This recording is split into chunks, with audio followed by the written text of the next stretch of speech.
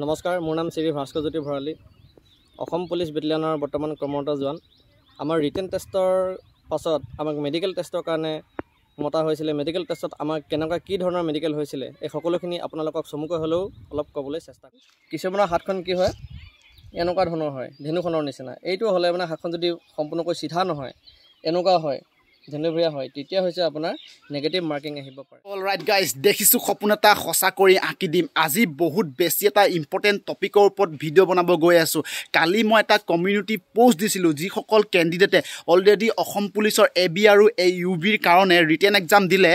Written exam পাছ কৰাৰ পিছত কেণ্ডিডেটসকলক medical টেষ্টত কিহৰ ওপৰত চোৱা হ'ব, কিহৰ ওপৰত তন্নকৈ ডক্টৰে চাব, তাৰ ওপৰত ভিডিঅ' লাগিব নেকি? বহুত ল'ৰাই কমেণ্ট কৰিছিলে কি ভিডিঅ'টো লাগে আৰু পাৰ্চনেলি হোৱাটছএপতো মেছেজ কৰিছিলে কি ভিডিঅ'টো লাগে। আৰু সেয়েহে আজি আমি আহিছোঁ অসম পুলিচ বেটেলিয়নত কৰ্মৰত এজন জোৱানৰ ওচৰলৈ।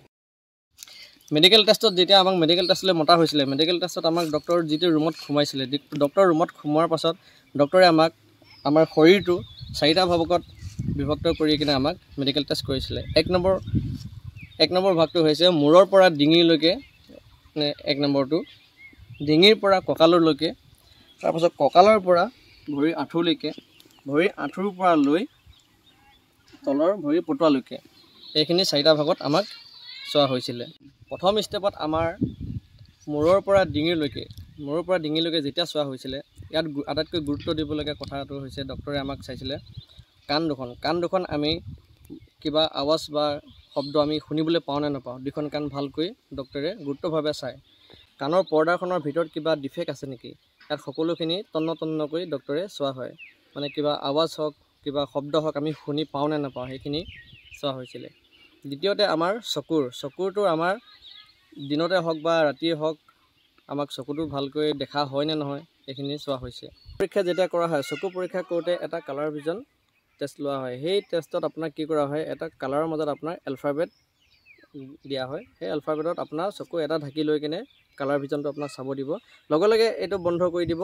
এই খোলা চকুতে আপোনাক সুধিব এই আখৰটো দেখি পাইছেনে। আপোনালোকে এটা কথা মন কৰিব, যিটো আপুনি আখৰটো দেখি পাইছে, আপুনি তৎক্ষণাত উত্তৰটো দিবলৈ চেষ্টা কৰিব। যদিও আপুনি উত্তৰটো দিওঁতে যদি অলপ পলম কৰে, তেতিয়া ডক্টৰে ভাবিব যে তেওঁ অলপ আন্ধাৰত বা ৰাতি হওক তেওঁৰ চকুত অলপ ডিফেক্ট আছে, সেইটোত আপোনাৰ নেগেটিভ মাৰ্কিং আহিব পাৰে। গতিকে আপোনালোকে যিটো দেখি পায় আপোনালোকে সোধা হ'ব আপোনালোকক, তেতিয়া আপুনি যিটো দেখি পায় তৎক্ষণাত মানে এইটো আপোনালোকে উত্তৰটো দিবলৈ চেষ্টা কৰিব। তাৰ পাছত আহিলে আপোনাৰ নাকৰ ভিতৰৰ আপোনাৰ কিবা চাইনাছৰ প্ৰব্লেম আছে নেকি, বা নাকেৰে আপুনি কিবা গোন্ধ নাপায় নেকি, তেনেকুৱা ধৰণৰ নাকৰ সেইবিলাকো চব চোৱা চিতা হৈছিলে। ইয়াৰ পিছতে নাকৰ পাছত আহি কিনে আপোনাৰ মুখৰ ভিতৰত আপোনাৰ দাঁত চোৱা হয়। দাঁতৰ কিছুমানৰ আলু দাং খোৱা হয় বা দাঁতটো অলপ তললৈ খহি অহা হয়, তেনেকুৱা ধৰণৰ চোৱা হয়। সেই দাঁতৰ চোৱাৰ পাছত আপোনাৰ আহিব জিভা, সকলোখিনি তন্নকৈ চায়। সেইখিনিৰ পাছতে আহিব ছেকেণ্ড পাৰ্টটো হৈছে আপোনাৰ ডিঙিৰ পৰা লৈ কঁকাললৈকে।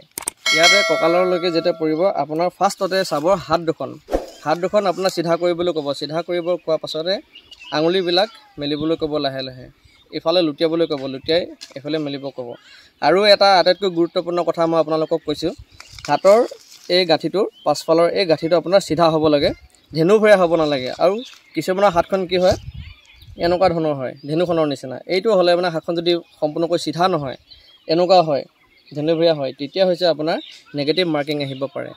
আৰু আপোনাৰ কিছুমানৰ চিধা কৰিব ক'লে মানে এইটো কি হয়, বহুত খুমোৱা হয়, ধেনুখনৰ দৰে যদি ভিতৰ ফালে খুমোৱা হয়, এনেকুৱা ধৰণৰ হয়, হাতখন চিধা নহয়, তেতিয়া হৈছে আপোনাৰ নেগেটিভ মাৰ্কিং আহিব। ইয়াৰ পাছতে আহিব আপোনাৰ শৰীৰৰ আগফালৰ বুকুখনৰ পৰা কমৰ এই চোৱালৈকে। ইয়াত আপোনাৰ কিবা কটা দাগ আছে নেকি, কিছুমানৰ চিলাই থাকে, এপেণ্ডিক্সৰ অপাৰেশ্যন থাকে, এইবিলাকৰ কিবা কটা চিলাই আছে নেকি। পাছফালে পিঠি চাইডত আপোনাৰ এইবিলাক চাব, ইয়াত কিছুমান কটা কিবা দাগ আছে নেকি, শৰীৰত তন্নকৈ আপোনাৰ ভিতৰত কিবা ছাল কটা আছে নেকি, অপাৰেশ্যন কৰা আছে নেকি, সেইবিলাক সকলোখিনি চোৱা হয়। ইয়াৰ পাছতে আহিব 3 নম্বৰ ষ্টেপটো হৈছে আপোনাৰ কমৰৰ পৰা ভৰিৰ আঁঠুলৈকে। ইয়াত আপোনাৰ এটা ইনাৰ ৰুমলৈ নিয়া হ'ব। ইনাৰ ৰুমত আপোনাক নিয়াৰ পাছত কমৰৰ এইখিনিৰ পৰা আঁঠুলৈকে যেতিয়া চাব, তাৰ ভিতৰতে আপোনাৰ শৰীৰৰ ভিতৰৰ গুপ্তাংগবিলাক আপোনাক ভালকৈ চাব, যাতে কোনো ভাই বন্ধুৰ সৰুতে কিবা কটা চিঙা আছে নেকি, কিবা আছে নেকি, সেইবিলাক তন্নকৈ চাব। তাৰ পাছতে আপোনাৰ মন কৰিবলগীয়া কথা হৈছে আঁঠু। জেনেৰেলি আপোনাৰ যেতিয়া আপুনি ৰানিং নকৰাৰ আগতে আপোনাক এটা মানে নৰ্মেলি এটা মেডিকেল হয়, সেই মেডিকেলতে আপোনাক এটা সাৱধান পজিশ্যনত ৰখিবলৈ দিয়া হয়। নৰ্মেলি আপোনাৰ এই আঁঠুটোত আপোনাৰ এইটো ফাক আছে নাই চাব, আঁঠুটো লগা হ'ব নালাগে। যেতিয়া আপোনাক এনেকৈ থিয় হ'বলৈ ক'ব, আপুনি নৰ্মেলি ষ্ট্ৰেইট হ'ব, এইদৰে নৰ্মেলি ষ্ট্ৰেইট হ'ব সাৱধান পজিশ্যনত। তেতিয়া নৰ্মেলি ষ্টেট হ'লে কি হয়, এইটো আপোনাৰ ভৰিৰ এইটো ফাকটো ধুনীয়াকৈ দেখা যায়, এইটো লগা হ'ব নালাগে। এইটো জেনেৰেলি আপোনাৰ যেতিয়া ৰানিং হয়, ৰানিং কৰাৰ সময়তে আপোনাক জেনেৰেলি এনেকৈ এটা চাই লোৱা হয়। পিছত মেডিকেল টেষ্টতো এবাৰ চোৱা হয়, যাতে এইটো মন কৰিবলগীয়া কথা, এইটো চাই ল'ব। ইয়াত এনেকৈ স্কেল পাত ভৰাব, এই স্কেল পাত আঁঠুটোত এনেকৈ লগা হ'ব নালাগে, এইদৰে ফাক থাকিব লাগে। সাৱধান পজিশ্যনত যেতিয়া থিয় হ'বলৈ ক'ব আপোনাক, আপুনি নৰ্মেলি এইটো টাইট নকৰিব, টাইট কৰিলে মানে কি হয় আপোনাৰ এইটো জইণ্টটো লাগি যায়। আপুনি নৰ্মেলি ষ্ট্ৰেইট হ'ব, এইদৰে নৰ্মেলি ষ্ট্ৰেইট হ'লে মানে আপোনাৰ কি হয়, এই জইণ্টটোত তেতিয়া এটা গেপ থাকে, এই গেপটো থাকিলে আপুনি নিশ্চিন্ত হ'ব যে আপোনাৰ মেডিকেল টেষ্ট ফিট হৈছে। তাৰপাছত 4 নম্বৰ ষ্টেপটো হৈছে আঁঠুৰ পৰা ভৰিৰ তললৈকে চাব। আপোনাৰ ইয়াতে কিবা আপুনি এক্সিডেণ্ট বা বাইকৰ পৰা হওক, কিবা হওক, বিভিন্ন ধৰণৰ এনেকৈ হাড় ভগা হওক, এইবিলাক চাই ভৰিটোত ভগা আছে নেকি, দুখ পোৱা আছে নেকি, সকলোৱে চোৱা হয়।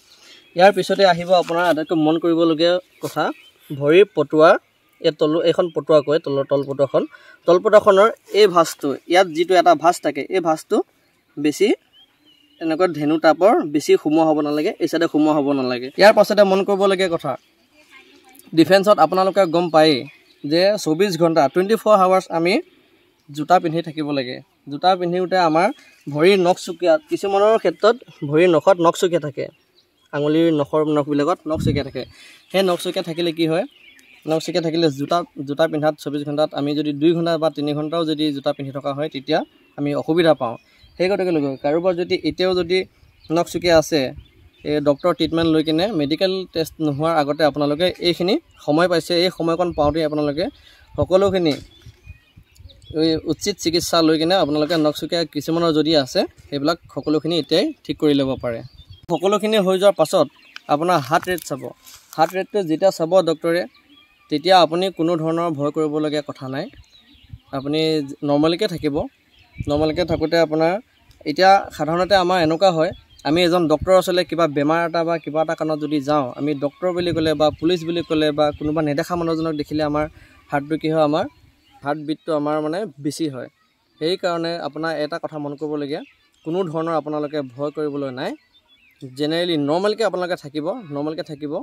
ইয়াৰ উশাহটো আপুনি যেতিয়া ডক্টৰে আপোনাক হাৰ্ট বিটটো কিমান এনেকৈ চাব, তাত লগাই কিনে আপোনাক চোৱা হ'ব, আপুনি নৰ্মেলি থাকিব, কোনো ধৰণৰ ভয় কৰিবলগীয়া একো কথা নাই, আপুনি নৰ্মেলি থাকিব। নৰ্মেলি থাকিলে কি হয়, আমাৰ হাৰ্টটো আমাৰ নৰ্মেল থাকিলে আপোনাৰ কোনো চিন্তা কৰিবলগীয়া কথা নাই। এই সকলোখিনি হৈ যোৱাৰ পাছত আমাক ফাইনেল কি কৰা হয়, আমাক চিটি স্কেন আৰু ব্লাড টেষ্টটো চোৱা হয়। ব্লাড টেষ্টত আপোনাৰ ব্লাড গ্ৰুপটো চায়, সেইখিনি চোৱাৰ পাছতে আপোনাৰ এটা কথা মন কৰিবলগীয়া কথা, যি আপোনাৰ যদি সৰু সুৰা বেমাৰ আছে, নখচুকীয়া হওক বা কটা চিঙা সৰু সুৰা কিবা সামান্য আঘাতপ্ৰাপ্ত আছে, সেইখিনি কোনো চিন্তা কৰিবলগীয়া কথা নাই। যদি চিন্তা কৰিবলগীয়া কথা এটা হৈছে, পুৰণা বেমাৰ থাকিব নালাগে। পুৰণা বেমাৰ যদি ভিতৰৰ ডাঙৰ বেমাৰ থাকে, তেতিয়াহে চিন্তা কৰিবলগীয়া কথা। বাকী সৰু সুৰা নখচুকীয়া হওক বা সৰু কটা কিবা এনেকৈ ঘা লাগি আছে, সেইবিলাক কোনো আপোনালোকে নিশ্চিন্তকৈ থাকক, চিন্তা কৰিবলৈ নাই। আপোনাৰ মেডিকেল টেষ্ট যদি ভাল হয়, মেডিকেল টেষ্ট ৰিজাল্ট ভাল হওক, ৰিজাল্ট ভাল হ'লে মানে আপোনালোকৰ চাকৰি আপোনালোকে নিশ্চিত থাকক। সদৌ শেষত মোৰ মৰমৰ ভাইটি ভণ্টি আৰু বন্ধু বান্ধৱীসকলক এটাই অনুৰোধ কৰিব বিচাৰিছোঁ যে এতিয়া হৈ যোৱা আপোনালোকৰ লিখিত বাছনি পৰীক্ষাত ৰিজাল্ট দিওঁ অৱস্থা হৈ আছে। এই ৰিজাল্ট দিয়াৰ পাছতে আপোনালোকৰ মেডিকেল টেষ্ট হ'ব। এই মেডিকেল টেষ্ট নোহোৱাৰ আগতে যাতে কোনো ভাইটি ভণ্টিসকলে কোনো দুৰ্ঘটনাত পতিত নহওক। দুৰ্ঘটনাত যদি আপোনালোকে হঠাৎ বাইক তীব্ৰ গতিত চলাই কিনে বা কেনেধৰণৰ এনেকৈ দুৰ্ঘটনাত পতি হৈ আপোনালোকে যদি দুখ পালে কি হ'ব, আপোনাৰ মূৰ ফাটিব, নহ'লে ভৰি ভাগিব বা দাঁতৰ কিছুমান দেখিছোঁ দাঁত ভাগি যায়। এইবিলাক যদি এনেকুৱা দুৰ্ঘটনাত পতিত হয়, সেইবিলাক হ'লে আপোনালোকে নিজৰ ভৰিত নিজে কোঠাৰ মাৰিব, আপোনালোকৰ মেডিকেল টেষ্ট বেয়া হ'ব। যদিও আপুনি ৰিটেনত ভাল কৰি আছে, তেতিয়া মেডিকেল টেষ্টত বেয়া কৰিব। সেই গতিকে লৈ আপোনালোকে ধৈৰ্য ধৰিব, মেডিকেল টেষ্ট নোহোৱালৈকে আপোনালোকে সুকলমে বাচি ৰাখক। এয়াই মই আপোনালোকৰ ওচৰত অনুৰোধ কৰিছোঁ। শেষত তোমালোকক এটা কথাই কওঁ, আগন্তুক অসমত আহিবলগীয়া AB UB আৰু কামাণ্ডো, কাৰণ অসম পুলিচৰ আৰু বহুত পোষ্ট ওলাব। যদি কিবা ইনফৰমেশ্যন জানিব মন যায়, ডকুমেণ্ট ভেৰিফিকেশ্যন কেনেকৈ হয়, এক্সট্ৰা মাৰ্কছ কেনেকৈ পোৱা যায়, সকলোবিলাক ভিডিঅ' এই চেনেলৰ জৰিয়তে আপোনালোকৰ মাজলৈ দাদাৰ সহায়ত আগবঢ়াম। প্লিজ চেনেলটো ছাবস্ক্ৰাইব কৰি ল'ব। আৰু এটা কথা কি, দাদাৰ ফেচবুকৰ একাউণ্টৰ লিংকটো তলত দি দিম। আপোনালোকে যদি কিবা সুধিব থাকে দাদাক আপোনালোকে মেছেজ কৰি সুধিব পাৰা। আৰু আজিলৈ ইমানে, বাই বাই, জয় অসম, জয় হিন্দ।